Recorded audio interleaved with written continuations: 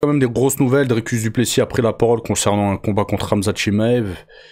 Et ça reste quand même en suspense, quoi. Il y a quelque chose qui se passe et la situation, elle est bizarre.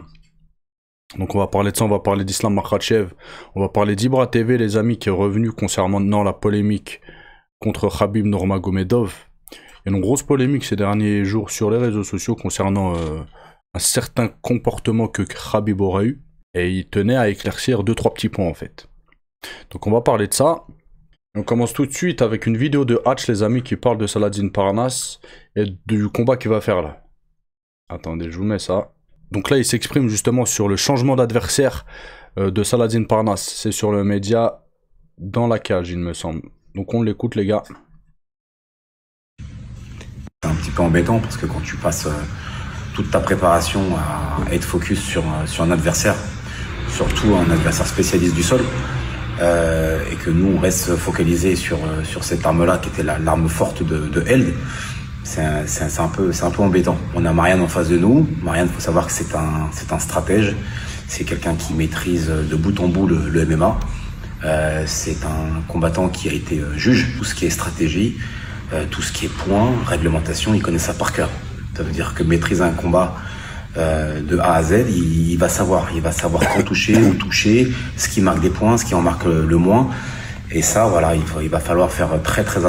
Après, bon, je pense depuis le temps que Hatch est dans le milieu du MMA, combien même avant c'était le pancras, etc. Saladin, il baigne dans le MMA depuis tout jeune, je pense qu'eux aussi ils connaissent les règles. Tout aussi bien que ce combattant-là, quand bien même il a été arbitre. Ouais, donc je pense pas que c'est un point à souligner en fait. Parce que je pense pas que ça peut jouer d'un côté comme de l'autre, jouer sur les règles ou voilà. Bizarre. Attention. Maintenant, sur le papier, Salah est pour moi loin devant. Et on va quand même garder cette vigilance face à ce jour d'échec. On va faire en sorte que ce soit l'une des plus belles soirées du KSW. Maintenant, les amis, on va parler d'Alex Pereira et Magomed Ankalaev. Mais c'est Magomed ou Mohamed? Mohamed Big Ankalaev. Pourquoi là c'est Mohamed? Pourtant c'est son Twitter, hein. Je comprends pas. Bref, il tweet une fois de plus et il attrape la veste d'Alex Pereira. C'est bizarre parce que c'est lui qui a gagné. C'est Ankalaev qui a gagné, mais c'est lui qui attrape tout le temps la veste de Pereira. Il lui dit, hey, vas-y, viens combattre. C'est quand même bizarre. La situation, elle est trop chelou avec ces deux-là, là. Normalement, c'est Alex Pereira qui devrait être chaud, qui devrait attraper la veste d'Ankalaev pour lui dire, vas-y, viens, on combat, viens, je veux la revanche, etc. Là, c'est le contraire. Ça fait quelques jours qu'Ankalaev, il est sur les côtes de Pereira. La situation, encore une fois, elle est trop chelou. Donc, il a dit quoi? Hashtag Alex Pereira UFC, tu aimes toujours te battre, j'ai l'impression que tu en as fini. Il a mis une fin de carrière, ça se trouve. Donc voilà, Alex Pereira, pour l'instant, il reste silencieux, il répond pas, etc. Qu'est-ce qui se passe? Il y aura pas de combat retour, ça y est, c'est fini, c'est bizarre la situation. Maintenant les amis, on va parler d'Israël Adesanya. Il a pris la parole suite à un commentaire, une question d'un fan. Donc on lui a posé la question, est-ce qu'il avait l'intention de redevenir champion et de réacquérir la ceinture, etc. Et il a dit, les gens viennent me voir et me disent, j'espère que tu vas récupérer la ceinture. Et moi je leur réponds, j'en ai pas besoin. Adesanya ne veut plus de la ceinture UFC. Après, la grosse question, c'est, il en veut plus ou le niveau est trop élevé maintenant? Sachant que lui a vieilli, etc., ça joue en plus. Et qu'il se doute très très bien que pour récupérer la ceinture, ça va être très compliqué. C'est ça la question. Parce que ne plus vouloir d'une ceinture UFC, c'est quand même bizarre, surtout que quand tu restes actif.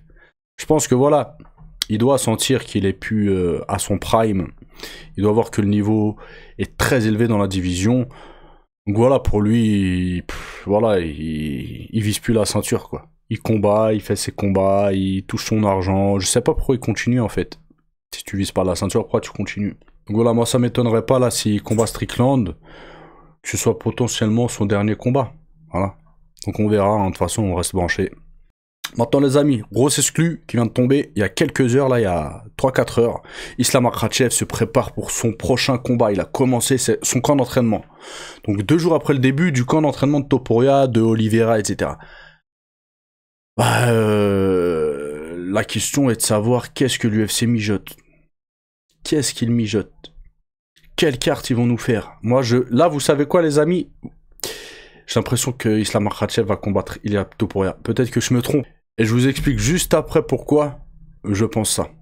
D'accord? Il y a une information très importante et absolument pas anodine qui a été sortie par Dricus du Plessis et qui me fait à penser que qu'Islam Makhachev va combattre au mois de juin face à un gros prétendant, quoi. Maintenant, les amis, on passe à Dricus du Plessis et Khamzat Chimaev. Bon, on a la confirmation, Dricus du Plessis veut combattre Khamzat Chimaev. Donc Dricus du Plessis défendra bien sa ceinture contre Khamzat Chimaev, mais ce ne sera pas pendant l'International Fight Week. Selon le coach de Dricus du Plessis, l'UFC prévoit autre chose pour l'UFC 317.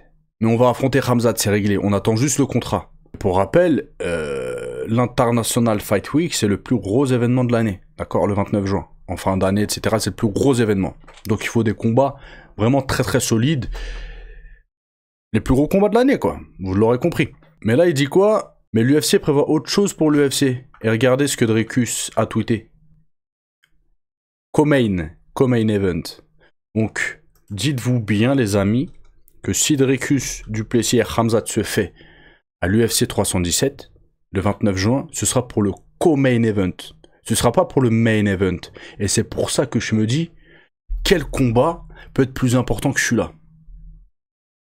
Quel combat peut être plus important que celui-là? Si ce n'est Islam Makhachev Topuria. C'est pour ça que là, je me dis, ah, est-ce qu'ils ont réussi à faire plier Islam Makhachev? Il a changé d'avis, il combat Topuria. Je ne pense pas que Islam Makhachev, s'il combat Justin Gage, ou ce serait un fight qui passerait devant Dricus du Plessis, Khamzat Chimaev. Après, peut-être que c'est possible, parce qu'Islam Makhachev reste le combattant le plus coté et le meilleur combattant au monde, pound for pound actuellement. Donc forcément, ils peuvent pas le mettre comme main event. C'est pas possible. Vous voyez? Mais ce serait quand même bizarre, un Dustin Gage contre Islam Makhachev en main event. Ce serait pas fou. Ce serait pas le main event de l'année. Par contre, à Topuria, Islam Makhachev, ça pourrait être une très très belle confrontation, voire le combat de l'année, quoi. Sportivement parlant, ça n'a pas grand intérêt. Parce qu'encore une fois, dans la division, Ilia Topuria n'est personne, d'accord? Un Paddy Pimblett, il est mieux classé que lui, etc. On va pas revenir sur tout ça. Mais par rapport à la hype et financièrement, pour le FC, c'est une carte à jouer, quoi. D'accord? Donc là, on sait que Dricus du Plessis ne veut pas combattre Khamzat Chimaev au mois de juin parce qu'il sera en main event. Lui, il veut être en main event de la soirée. Il veut être en main event. Vous voyez, les amis, quand on regroupe les informations, etc., et qu'on réfléchit un petit peu, alors on peut se poser des questions. En tout cas, moi, je me pose des questions, les gars. Je fais vraiment un travail de... J'essaie de réfléchir, en fait, à tout ce qui se passe, parce que là, l'UFC, ils sont trop imprévisibles. Il se passe trop des... C'est pas trop comme d'habitude. Là, il y a trop de suspense, trop de revirements de situation. Même les combattants, ils s'y mettent, ça parle de partout, etc. Il y en a, ils mitonnent. Ce qui se passe là, ces dernières semaines, je vais pas dire que c'est rare, mais c'est quand même là, on a atteint un niveau de... C'est pas de la désinformation, mais la situation, elle est complexe, elle est spéciale. C'est bizarre. Donc voilà, il y a des rumeurs, ouais, il y a que des bruits de couloir, en fait. Tout le monde y met son grain de sel, rajoute son mot. La situation, elle est bizarre. Donc encore une fois, les amis, si Dricus du Plessis ne veut pas combattre en main event, voilà, il n'y a qu'une possibilité, c'est qu'Islam Makhachev combat et qu'il combat contre quelqu'un qui hype vraiment. Voilà. Et encore une fois, moi, je vois que Topuria, à la rigueur, ouais, que Topuria. Quoi qu'il en soit, je reste branché, dès que j'ai des news, je vous en fais part. Et on termine, les amis, avec Ibra TV qui a pris la parole encore une fois concernant Khabib et la polémique qu'il y a autour de la vidéo, autour de Khabib, etc. Après, moi, j'aimerais vous dire, avant de commencer la vidéo, moi, Khabib, je le connais pas, mais c'est l'un des athlètes après Conor McGregor qui est le plus suivi au monde. D'accord? C'est une superstar, tout comme Conor McGregor. Khabib fait les plateaux TV du monde entier, il va aux États-Unis, il est invité partout, il parle à tout le monde, toujours le sourire, etc. On est tous humains, les gars, et de temps en temps, on peut être de mauvaise humeur. D'accord? Et Khabib, ça, dans la vidéo, il le dit. Il dit à Ibra TV, etc., faites partir les gens. Là, il y a trop de personnes, ça me met mal à l'aise. En gros, faites partir les gens, en fait, qui n'ont rien à faire là. Parce que, pour rappel, Khabib, c'est pas un acteur. Moi, j'ai fait du cinéma, les gars. C'est compliqué quand il y a 30 personnes qui te fixent du regard, voilà, qui sont sur toi. Faut pas être timide, voilà. Être acteur ou faire du théâtre, c'est un métier. Khabib, c'est un combattant. Il a peut-être pas forcément, quand bien même, ça fait des années qu'il est sur le devant de la scène, peut-être il a toujours pas pris l'habitude d'être devant les caméras. Peut-être il est toujours un petit peu mal à l'aise. Et dans la vidéo, c'est ce qu'il dit. Il dit, vous savez, l'humeur des gens, ça monte et ça descend, ça fluctue. Et c'est tout à fait ça. Et c'est quelqu'un d'entier, mais ça, les gens, ils le comprennent pas. Parce que il y a beaucoup d'hypocrites, vous voyez des youtubeurs, des athlètes, des mecs sur Twitch, etc. Ils montrent pas leur vraie personnalité. C'est-à-dire, même quand ça va pas, ils font genre. Toujours le sourire, toujours. Vous voyez, ils sont pas honnêtes. Là, Khabib, il aurait pu faire le mielleux, vous voyez. Et les gens, ils auraient dit, ah, mais il est trop gentil. Non, il préfère rester naturel, il doit rien à personne. Il est d'une mauvaise humeur, il le dit. Il est pas content, il le dit, voilà. C'est pas faire la star, c'est être honnête. On dirait... Il y en a, ils préfèrent l'hypocrisie des gens, en fait. Non, je suis désolé, les gars. Il vaut mieux quelqu'un qui... Si quelque chose lui plaît pas, il vous le dit en face, voilà, ça me plaît pas. Quitte à vous vexer un petit peu, mais au moins, vous savez en quoi vous en tenir avec lui. Que quelqu'un qui est toujours là, oui, bien sûr, oui, d'accord, t'es trop gentil, toi, oui, oui, oui. Avec le sourire comme ça, et qui sont un gros fourbe. Bon, maintenant, c'est l'inversion des valeurs, j'ai envie de vous dire. Donc là, Ibra TV... Plein de personnes, des mecs de l'Est, ils sont revenus et ils ont expliqué comment ils grandissent, avec quel état d'esprit. Et que Khabib, c'est tout à fait normal qu'il soit comme ça. Donc on l'écoute. Alors les gars, j'ai fait une vidéo, mais il y a des détails que j'ai oubliés par rapport à notre Khabib dans la voiture, parce que beaucoup de gens ont trouvé désagréable ou hautain. Je vais expliquer que c'est pas du tout le cas. C'est juste que nous en France, on est habitué un peu de comportement, on va dire, hypocrite, un peu comme si on était obligé comme si on se sentait de rigoler, faire semblant. Enfin, c'est pas qu'on est obligé, on le fait, tu vois. Surtout quand on fait des contenus sur le réseau. Alors là, le comportement avec Khabib, puis surtout son comportement, c'est un comportement pour moi tout à fait habituel. Avec les gens de ma communauté, de Caucase, on a exactement le même comportement au quotidien, quoi.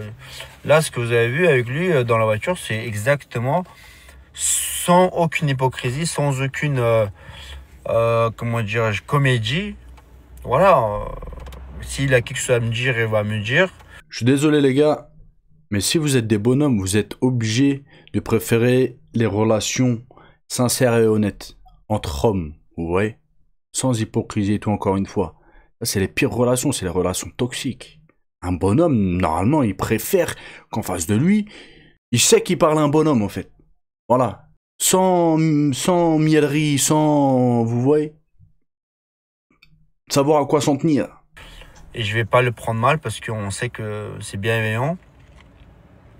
Si quelque chose qui doit... Enfin, s'il veut pas sourire, bah, sourit pas.